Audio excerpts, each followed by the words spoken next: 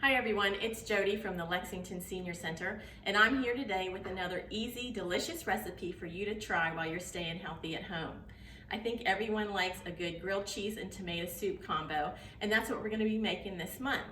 Except we're going to kick it up a notch and put a little gourmet twist on it by using some ingredients that you may not normally use. So let's get started. With our soup, we're going to start with 2 cans of tomato soup, and those are going to be undiluted. So we're not going to add anything to thin those out. So 2 cans of tomato soup, and then we're going to add a can of diced tomatoes. Now this can has basil, garlic, and oregano in it. You can use the roasted tomatoes or just plain diced tomatoes. Any of those will do. And we'll just put those in there. And then we're going to add 2.5 cups of buttermilk. Now buttermilk is going to add a little tang to it. And that may be a little bit different from what you used to use it. So it's more of a tomato bisque that we're gonna be making. So you just stir that up. Make sure you incorporate the buttermilk really well. And then the only other thing we're gonna add to it is 1 tablespoon of dried basil. So just sprinkle that in there. And give it another stir. And that's all there is to this soup.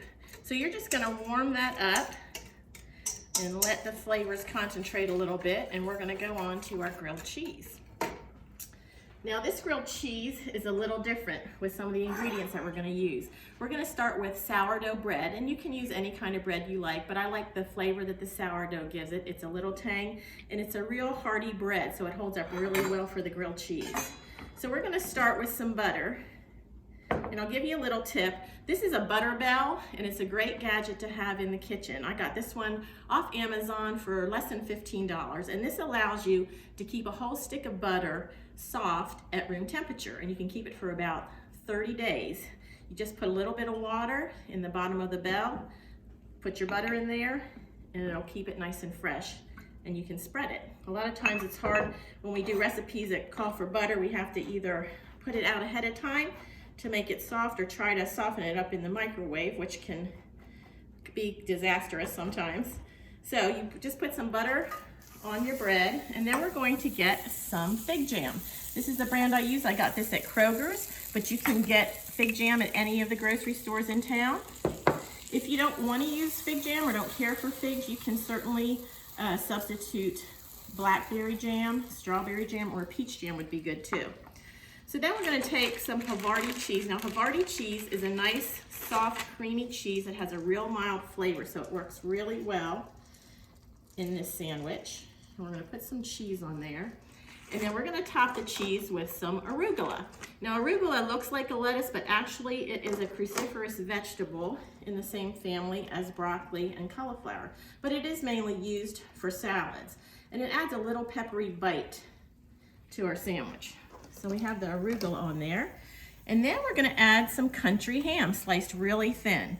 So this sandwich is gonna be one of those that has a little bit of a sweet and salty taste to it, which is always really good. So add as much ham as you'd like. And then we're gonna top that with another piece of cheese.